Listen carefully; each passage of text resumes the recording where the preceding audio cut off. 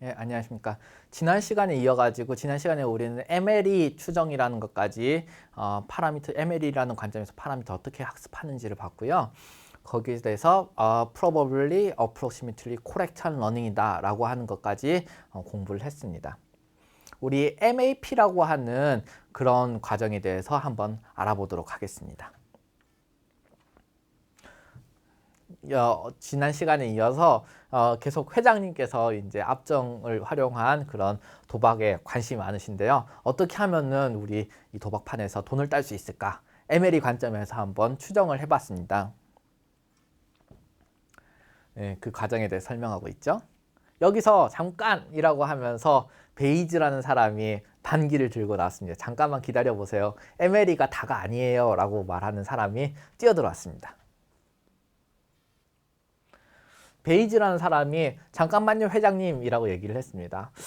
근데 압정으로 이렇게 탁탁 던져가지고 정말로 딱 60%에 맞춰가지고 결과가 나올 거라고 생각하세요 라고 우리 베이즈라고 하는 선생님께서 말씀을 하셨습니다. 사실 압정을 활용한 게임이고 50대 50이라고 생각 안 하세요? 라고 물어봤습니다. 그랬더니 회장님께서 나도 이걸 처음 봤을 때 50대 50이라고 생각을 했었어. 50대 50이라고 생각을 했었는데 근데 사실 50번 던져봤더니만 이거 60%라고 나오잖아. 0.6이라고 세타가 나오잖아. 그럼 뭐 믿어야지? 이렇게 얘기를 했습니다. 그랬더니 베이즈라는 사람이 회장님께서 생각하시고 있는 그 50대 50이 맞지 않을까라고 하는 그런 사전 정보를 이 추정에 파라미터를 추정하는 과정에 넣을 수 있습니다. 거기에다가 이 추가 정보를 넣어가지고 회장님께서 생각하시는 그 사전 정보를 가미한 우리 세타를 알아보도록 하지요. 라고 제안을 해봤습니다. 그러면서 제가 예전에 이런 공식을 하나 만들어냈습니다. 라고 주장을 했어요. 어떤 공식이냐면은 바로 요 공식입니다. 데이터를 관측할 확률은 데이터가 존재할 확률은 분의 사전 정보 세타에 대한 사전 정보를 곱하고 그 다음에 세타가 주어졌을 때 데이터를 관측할 likelihood라는 것을 곱하면 그러면 데이터가 주어졌을 때 세타의 확률을 만들어낼 수 있습니다. 즉 여기서 이 posterior라고 하는 즉 이게 likelihood, prior 이건 노멀라이징 하는 컨스턴트가 되겠죠. 얘 PD는 사실은 크게 중요하진 않아요. 왜냐하면은 많은 경우에 우리의 관심은 뭐예요? 사실은 데이터가 아니라 이 파라미터 세타라고 하는 것을 여러분들 벌써 이제 눈치를 채셨죠. 사실은 압정 여러 번 던져볼 수 있어요. 압정 여러 번 던져볼 수 있고 요즘 세상에 데이터들 많이 있어요. 이 데이터를 활용해서 이 레이턴트한 우리가 속에 들어있는 어떤 폴스, 팩터를 알아보고 싶은 거잖아요. 그것을 나타내는 것이 바로 이 세타라고 하는 숫자가 되게 됐습니다.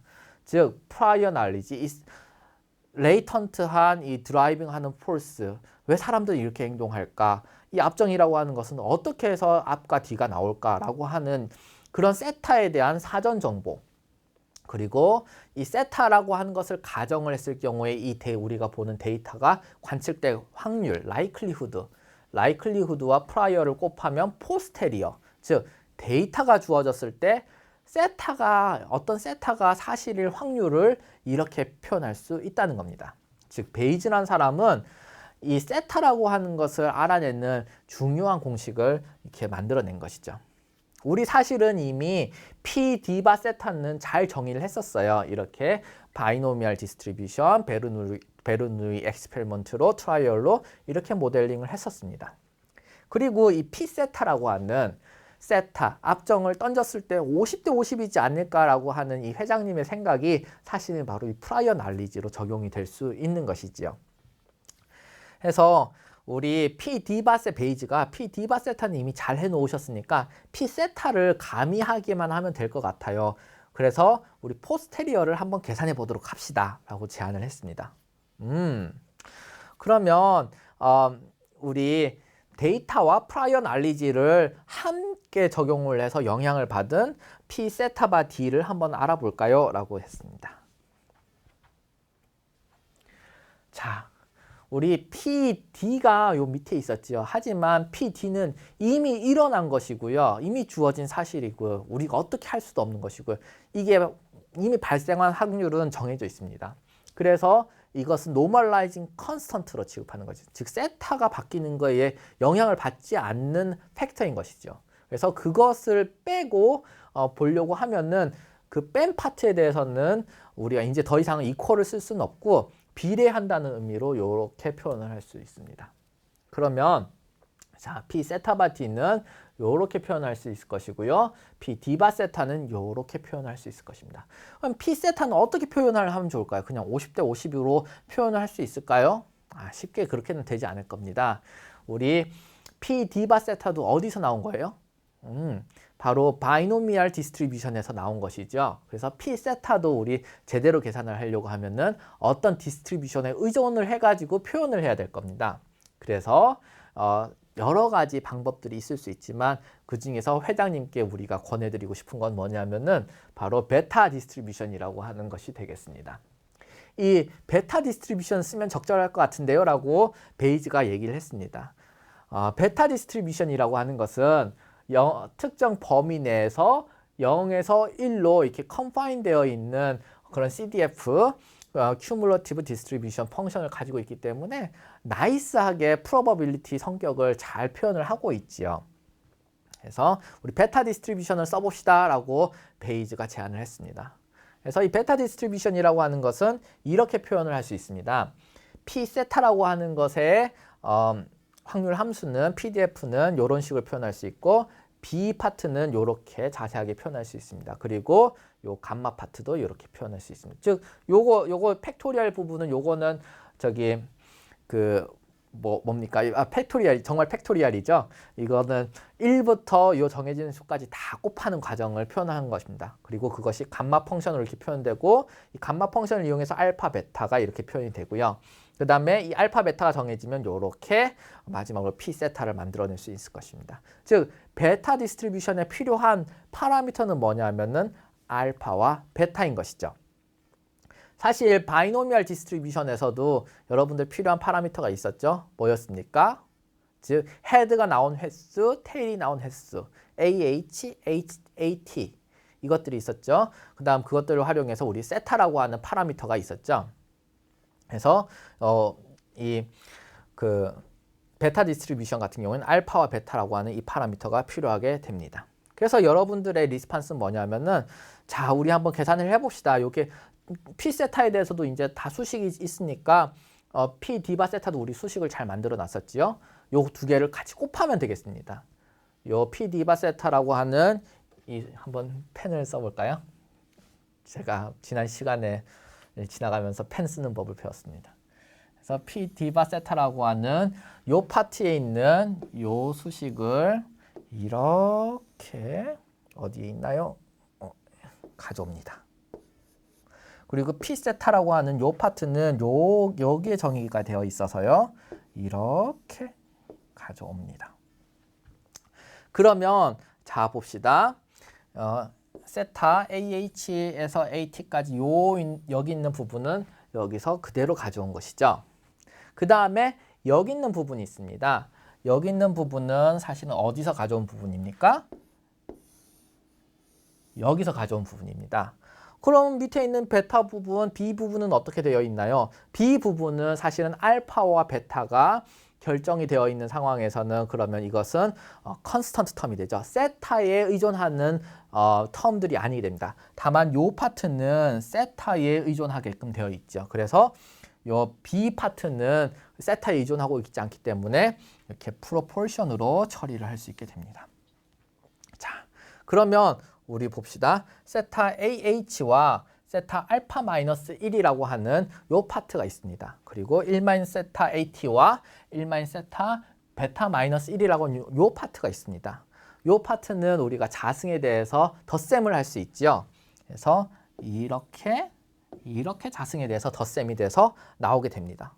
근데 여기서 희한하게 재미있는 현상을 하나 볼 수 있죠. 즉 세타 AH 플러스 알파 마이너스 1과 1마이너스 세타 AT 플러스 베타 마이너스 1승. 왠지 봤던 꼴이 또 나오지 않았나요? 즉 요 꼴과 요 꼴이 나름대로 유사하지 않나요? 유사한 형태가 되겠습니다. 재밌네요. 아, 잠깐만. 계속 이 수식 계산하지 말고 나도 여기 있어. 좀 설명을 좀 해보자. 우리 얘기 좀 해보자. 이 회장님께서 얘기를 해봤습니다. 나는 가장 프로버블 하면서 어프록시메이트한 세타를 찾고 싶은 거야. 그런 과정에서 지금 사전 정보를 더 넣겠다고 했는데 지금 어떻게 가고 있는 거야? 라고 물어봤습니다. 그래서 여러분들은 뭐라고 대답을 하냐면 우리 거의 다 했어요. 우리 MLE라고 하는 것은 아까 계산을 해봤지만 MAP라고 하는 것을 이제 계산을 해보려고 하는 거예요. 라고 베이지와 함께 얘기를 했어요.